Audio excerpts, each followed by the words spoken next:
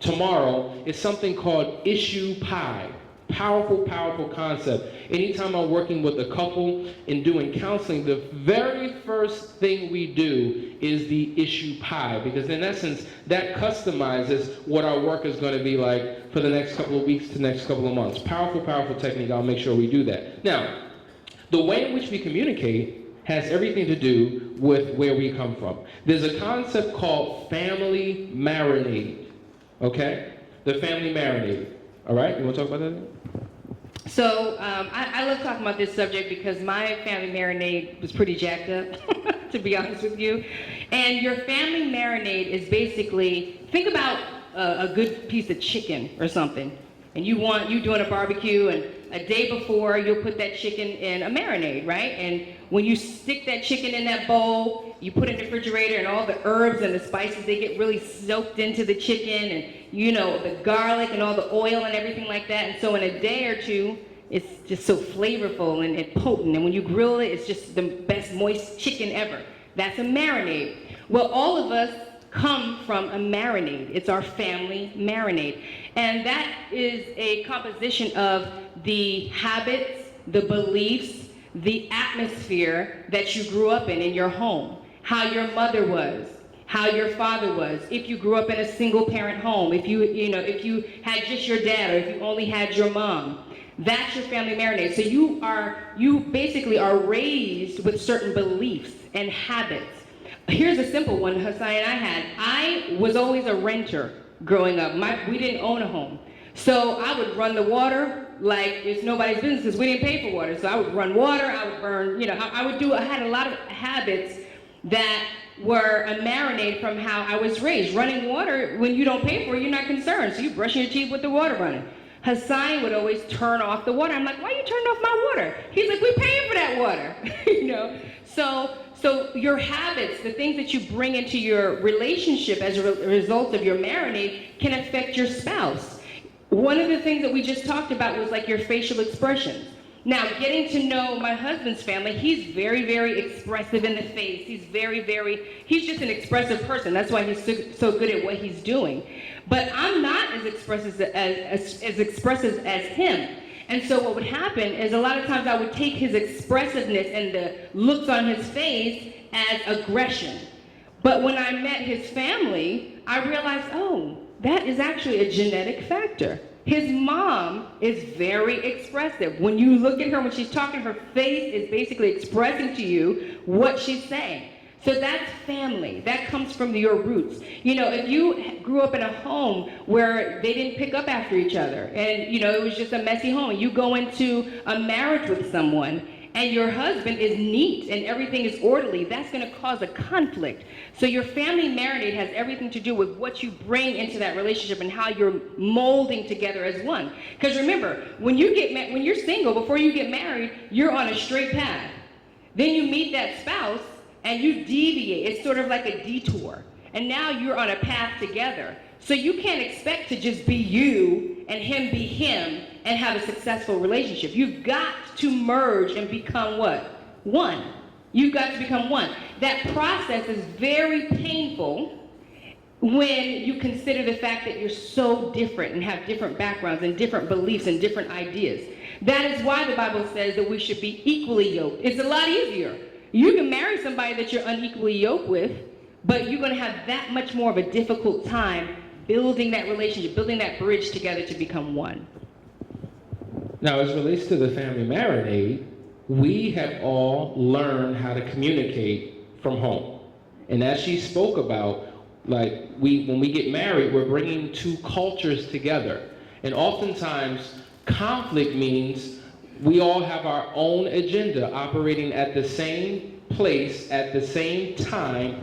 That causes conflict. And so the question becomes, and many of us are very prideful when it comes to our family traditions and our family culture. And oftentimes that becomes the major area of discord when you've entered into your own family. So it's important to create your own law, your own rule, your own rituals, your own constitution to see what works for that family. Because a lot of times, even though you're marrying one another, you're also marrying a family attached to that person.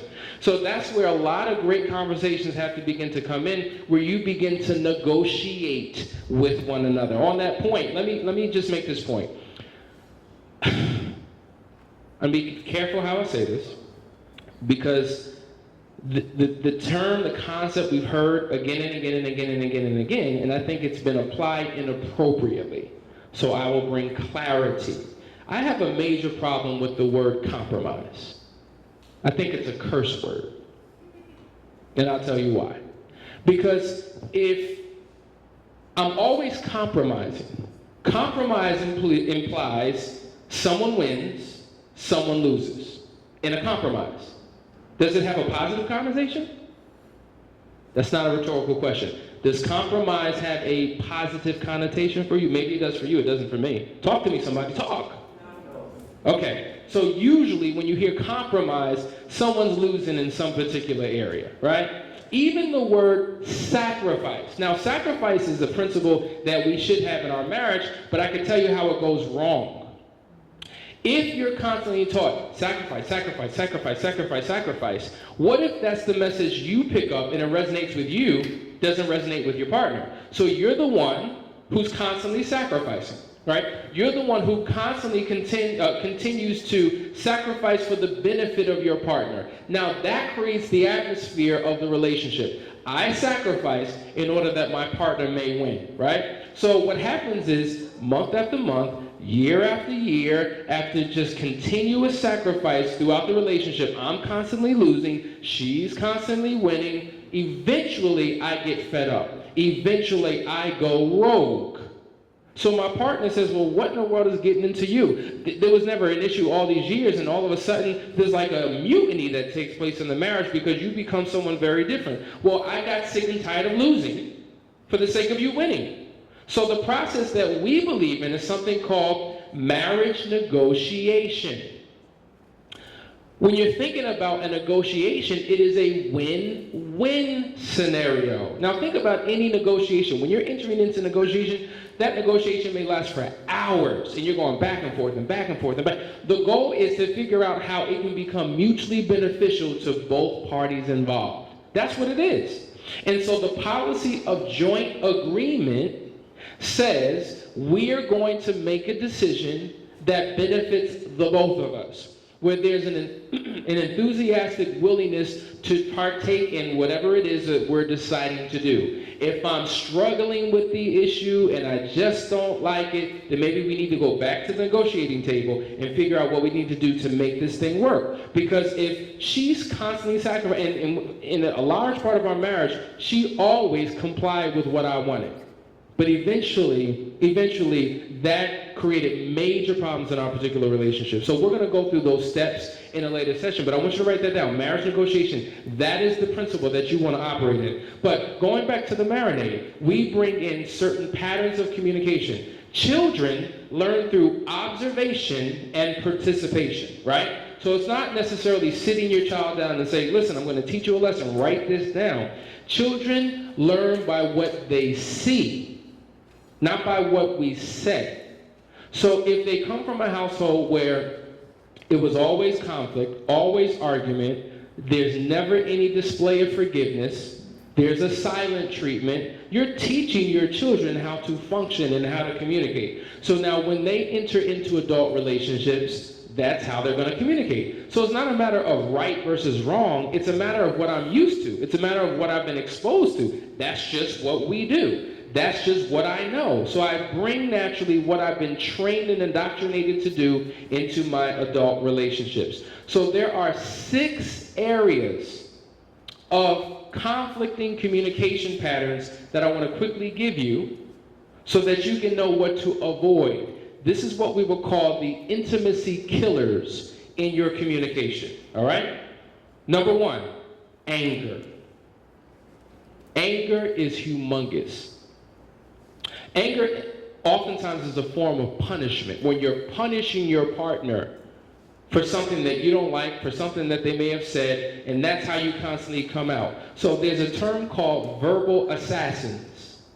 Many of us are verbal assassins. You know, you've heard the expression murder in the first degree. Well, the way that you can communicate could be murder in the worst degree. Because your words can kill. They say sticks and stones may break your bones, but words will never hurt you. That's a lie. Sticks and stones may break your bones, but words can kill you. Words can do what sticks and stones cannot. So I wrote a phenomenal 3-page article on verbal assassins. I'm just going to read 2 paragraphs of it, just to give you a taste of what a verbal assassin was, because I got my PhD in being a verbal assassin. Okay? I mastered it. Verbal assassins. Has your mouth gotten you in trouble? Do you keep saying the wrong things at the wrong time? Does your tongue kill instead of heal? Well, maybe you're guilty of being a verbal assassin. Assassins are trained killers, responsible for a systematic elimination of opposing figures, often for private gain or compensation. Unbeknownst to them, many verbal assassins have been involuntarily trained since childhood and naturally display their lethal abilities as adults. A verbal assassin is a vicious murderer who harvests an uncanny taste for blood in his or her mouth. They are hitmen and women with an unruly desire to seek and destroy anyone or anything in their path. Their talk is foul and filthy like the stench of an open grave. Their tongues are loaded with lies. Everything that they say has sting and poison attached to it like a deadly snake. Their mouths are full of cursing and bitterness. These assassins have a private arsenal of verbal weapons to fulfill one single agenda: to steal, kill, and destroy a person's joy, peace, and self-worth in life. The most common verbal assassins involve yelling, threatening, temper tantrums, name-calling, and constant criticism. It's quiet in here. I was one of the most critical people that you will ever meet. Why? Because that's what I observed in my household. My mother, this is being recorded, was critical. That's all I saw. So I brought that into our marriage. Now, combined with her oversensitivity, that was a horrible combination. So I would constantly shut her spirit down. Constantly. And she was the type that would easily forgive and move on, or so I thought she was forgiving. She would let it go. She would sweep it under the carpet. She wouldn't deal with it. But eventually she would explode in anger because she was a bottler and eventually let it out. Right, I was going to say, I was not forgiving. It's good for you to get to know your spouse. And I had something done called the temperament, and it basically is like 150 questions that you just answer really quickly. You can find it online. And it gives you a real, like from 1,000 degrees perspective of who you are and why you think the way you think. So, I discovered this later, but I want to know that you're sincere. I need to perceive that you mean what you say. And so for him to be so critical, I was not forgiving him. I was just sweeping it under the rug, because women, we have an ability to function in the most dysfunctional situations. I mean, marriage is hard enough as it is, but we can still cook and clean. We might still be able to be intimate with you while holding on to resentment from past hurts and pains.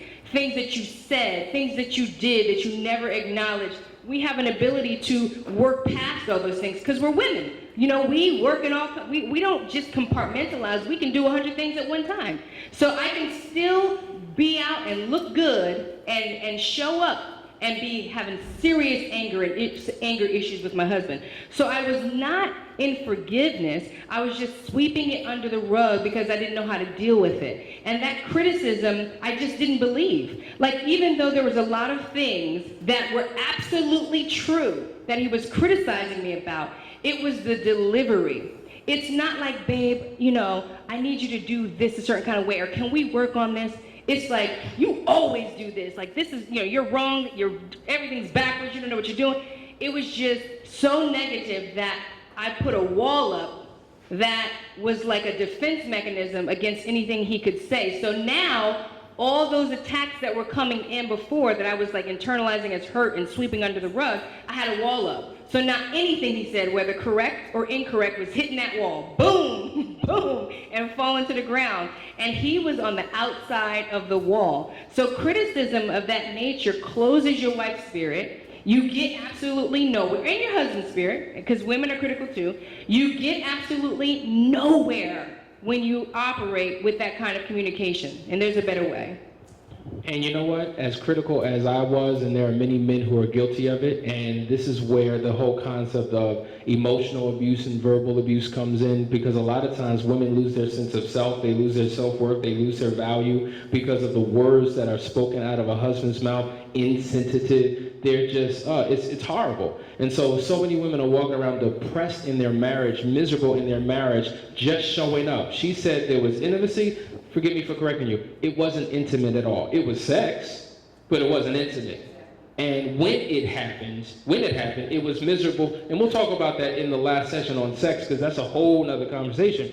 But there was no intimacy at all. Literally, there was a brick wall that existed between us. So we were like two, ships sailing, in the same household, going in different directions. Point on that, and we will talk about sex later. But I wanted to add, I think the reason why we were able to function and have sex, but there was no intimacy, was because I was never criticized. My body was never criticized. A lot of times, wives and husbands face criticism about their bodies. And you cannot expect a husband or a wife to open up to you physically when you've attacked them on their image, how they look. It's already hard enough as we get older, stuff starts changing and everything. You already got your own mental critiques about your body. You do not need your spouse contributing to that. But just to bring balance, as men can be verbal assassins, women can be too. Somebody say amen. Yeah, it's quiet in here, that's all right. And so we find that there are what we call makers of men and breakers of men. Makers of men are women who know how to edify and encourage and build that man up and talk to the potential of that man and build up his self-worth and build up his self-esteem. And for a man, when a man really knows that a woman has got his back, he feels like he can conquer the world. There's nothing that he can't do. And so I encourage you to speak to the seed in your man. But there are also what we call breakers of men. These are women who know how to tear a man down, knows how to destroy that man, knows what buttons to push, what words to say, knows how to call him out of his name. And the worst thing you can tell a man is he's not a man. That's one of the worst things you could ever do. And oftentimes, your words become like daggers that cut inside of the heart of a man's body. And a lot of men are walking around impotent today, not because there's anything physically wrong, but the words that were spoken. And a lot of men shut down and become like wet, floppy noodles that have no backbone because they were so attacked with your words. Can I speak to the seed? That is so powerful what you just said, speaking to the seed in your spouse. And, as a woman, I learned young that you needed to edify your spouse, that was really important to a man to be edified. And you think back to that thing in your spouse that really, that you saw something in them. They had potential, they had a vision, there was something that they wanted to do, and you felt like, I can get him there. And when frustrations come into your relationship, you stop speaking to that seed. I used to speak life into him all the time. We even had this peanut butter and jelly story that we would talk about all the time. Peanut butter in the States, you could be broke as a joke, but the government will give you peanut butter and jelly, and you can live on peanut butter and jelly. So we said, listen, we're gonna do this thing together. We're gonna complete this mission God has given us together. So if we got to go down as low as eating peanut butter and jelly, that's what we're going to do. We're going to eat peanut butter and jelly until we can eat lobster. We're going to work like slaves so we can live like kings. That's what we would say all the time. But when frustration came in, I stopped speaking to the seed. I started speaking to the weeds. Now, the weeds come up and choke the life out of your seed, does it not? You think about a garden and you're tilling, you got to pull those weeds up because you got some good beans growing, you got some good carrots growing, everything. You start seeing them weeds. If you neglect the weeds, they will choke the life out of your garden. And so you don't want, your words pour life. Your words are living. It's like water. And so the words that you speak to your spouse can make a huge transformation. So I'm not going to waste my time speaking to the weeds so that the weeds grow up in resentment and bitterness and anger, and a wall comes up all around those wonderful seeds God planted in your spouse way back when, that it was your job to speak to and water with your words. So it's very, very critical that we start to mind our words in everything that we say, not just to our spouse, but everything.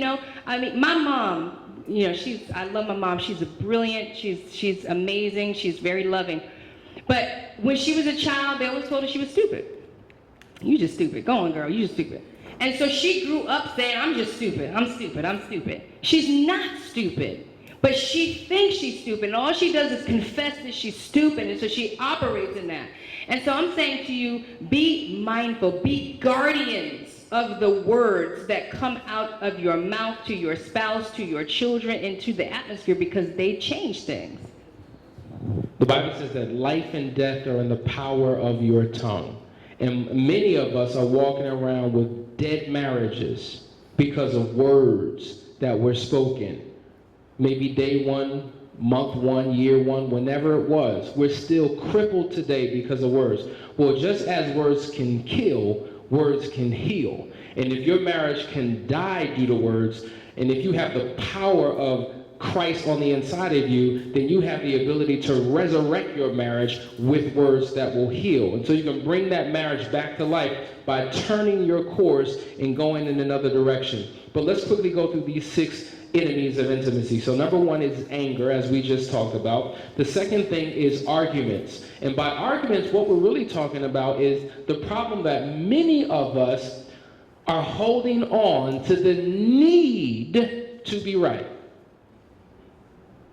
And because we need to be right, that will automatically make our partner wrong. When you remove the need to be right, a lot of the arguments will completely go away, because you're now willing to look into this issue from your partner's perspective. You ever heard the term, put yourself into the other person's shoes? I mean, literally, if you were to take your shoes off, put your other partner's shoes on, and operate and function and think and operate like your partner, maybe you could see it from their perspective, looking at things through their lenses. And sometimes you have to step outside of yourself and take another look and another angle to be able to resolve the issue. So arguments, when you hold on to the need to be right, it will always cause a conflict in your particular relationship. Number 3, the silent treatment. Now, this is a doozy. Now, some people have the ability, literally, to go 5 and 6 and 7 days without communicating with their partner. The only thing that they may talk about, maybe something concerning the bills, did you pay the bill, something concerning the kids, whatever the case may be, but there is nothing between them. Now, that's just a struggle for us. If we last a full day, that's a struggle. But some people really can do that. And what you don't realize is that, remember we talked about yesterday in our overview how most couples enter into what we call emotional disconnection. Because the foundation of all communication is intimacy. Into me see. I'm allowing you to enter inside of me. But when there's no communication and you are silent, you're creating emotional distance, emotional disconnection, which leads to an emotional social divorce in your marriage. We said that 50% of all marriages end up in legal divorce.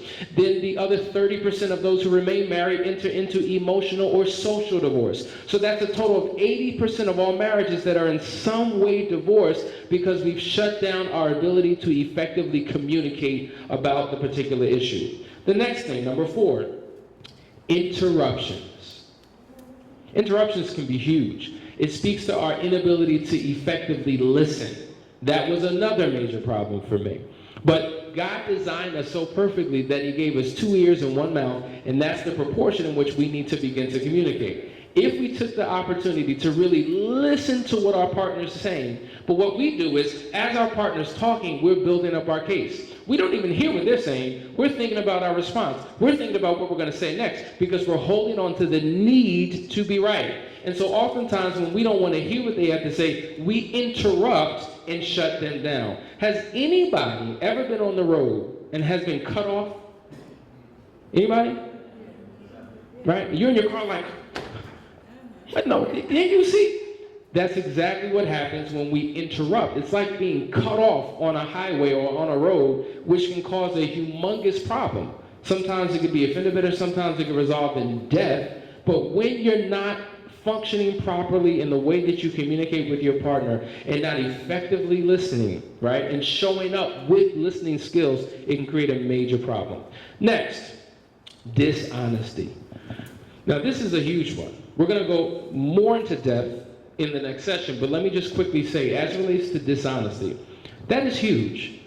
A lot of people are dishonest for one of three reasons. Either one, we're dishonest with our partner because we want to protect them from the truth that may hurt them. So because I care about you, I'm not going to tell you how I really feel, because if I do, I don't think that you'll be able to take it. So therefore, I'll lie, I'll deceive, I'll be dishonest. I won't tell you all of the truth. So we're lying or deceiving as a form of protection of our partner. Number two, many of us lie, deceive, and are dishonest because we're trying to avoid some type of trouble that we may face if the truth comes out. So those are the things that we do, those are the secrets that we keep, whatever the case may be. We're lying or being dishonest to avoid the pain of the trouble that we may endure. Number three, many of us lie and are dishonest because we're just compulsive liars. Some of us are just compulsive liars, and we lie for no reason, just lie for the sake of lying. And so when this component is involved in your form and style of communicating, what it does, it is a intimacy killer. Because how can I be, and when we say intimacy, we're not talking sex. There's sexual intimacy, but there's also intellectual intimacy and emotional intimacy. It's two people coming together, and we're going to talk about the 7 levels of intimacy and how most people never get past the second and third level in their marriage, whether they've been married for a year or 24 years. We never reach the deeper levels of intimacy because we allow all these other things to get in the way. Next, number 5, I believe. No, we're on 6? Okay. Selfish demands. Selfish demands. That is a me agenda versus a we agenda. Many of us, though we're married, we function as if we're single. We think as individuals. And so when our needs, wants, wishes, and desires come to the table, it's very me-centric. It's all about me, myself, and I. Once again, you can see how crazy I am. I struggle with that too. I was successfully single. Because think about it, the majority of my life, I've been single. So now I get into a relationship and now I gotta consider her. I gotta think about her. I'm thinking I'm a grown man. You saw that face? Yeah, that's the face. Like, I gotta consider her? Like, really? And so what happens is we're functioning in our relationships as if we're still single. And what we do is we diminish the value, the worth, the opinions, and the perspectives of our partner. We make decisions purposely without them, regardless of what they say. So we're usurping some level of authority and contribution that they have to the relationship, which causes a major, major problem. The next one is secrets. Boom. Secrets can kill your marriage. Some of us are holding on to tasks, that we don't want to reveal to our partner. And it's so interesting. Many of us have friends, whether females or males, that know more about us than our partners know about us. Isn't that scary? So we're more intimate with other people than we are our own partners. And so that creates a major problem because eventually at some point, those secrets may come out. I was the secret holder. And you know what? I'm sure many of you can identify with this, where we all have a past, and some of us, our past isn't as ideal as others. And but when you are on the path of righteousness and you seek the Lord and you're in your word and stuff, the Lord will bring it up. He won't allow you to keep those secrets for so long. You constantly dealing with it. You have 2 choices. You can either separate yourself from the presence of the Lord so that you don't hear it and you're not bothered by it, or you are in the presence of the Lord and he keeps bringing it up and you have to deal with it. You are forced to bring it to the surface. And the issue, one of the major issues with keeping secrets is that now you've unveiled something to your spouse and they're constantly thinking, well, what else? What's next? If they kept this from me this long, what else could they be hiding? And so now you have to go through a process where the person is constantly thinking, is there anything else? Is there going to be anything else? And there's a distrust factor. And that's offensive to the person that revealed the truth. Because it's like, I told you the truth. Why do you keep bringing this up? Why do you keep mentioning this? Why is this always an issue? You feel that they don't believe you, but they have a right to not believe you because you spend so much time holding a secret. Secrets have to be revealed because it's only fair to your spouse. If you're together, you're one. There should be nothing separating you. And that is one of the biggest things to keep you from emotional and intellectual intimacy is a secret. And then the last thing are walls. And we kind of referenced that before, but there are walls of cynicism, walls of regret, walls of bitterness, right? So we're carrying a lot of the residue from the past. Now, let's clarify what we mean by past. Does that mean before we got married? Does that mean at the very beginning of our marriage? The past could be last week, right? The past is relative. Because think about it. Right now, in this moment, 2 minutes ago represents the past. Right? And so this is the problem. How do we heal and get over and forgive and move forward in life? Well, we've got to understand the time paradigm that we live in. The reality is, technically, the past doesn't exist and the future doesn't exist. The only thing that exists is this moment. That's all that really exists. Now what happens is, many of us live in our past because we're in our mind, and our mind constantly, your mind is where your soul area is, where your mind, your will, your emotions, your intellect, your imagination, all of those things reside. And when you're constantly in your mind, 9 times out of 10, you're in your past. So everything that you experience, you're referencing it to your past, to a past memory, a past experience. And when you're in your relationship full of hurt and bitterness, it's because you're living and dwelling in your past. The reality is, there is a huge connection between your thoughts and your feelings. So if you're constantly thinking about what your partner did that was hurtful, it will trigger a feeling and emotion in your body that allows you to relive that experience all over again.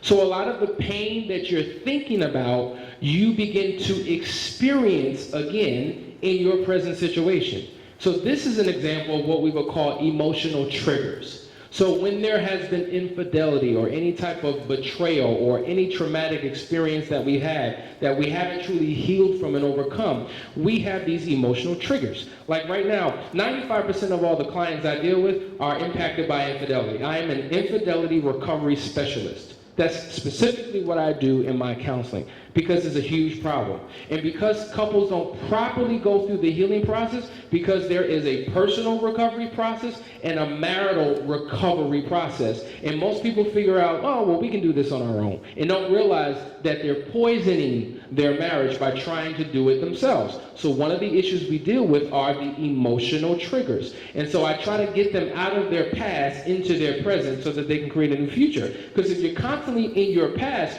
you're going to reproduce that past experience in your future, thus still remaining in your past. Does that make sense? Am I confusing you? So it's important that we allow these walls to come down. Think about the walls, right? As the people, children of God, circle that wall, how many? 7 times a day for 7 days, eventually that wall came down. Well, there are techniques that I take couples through and individuals through to begin to tear down those walls. It is not something that you can shout away. It is not something that you can be emotionally stirred up and remove from your life.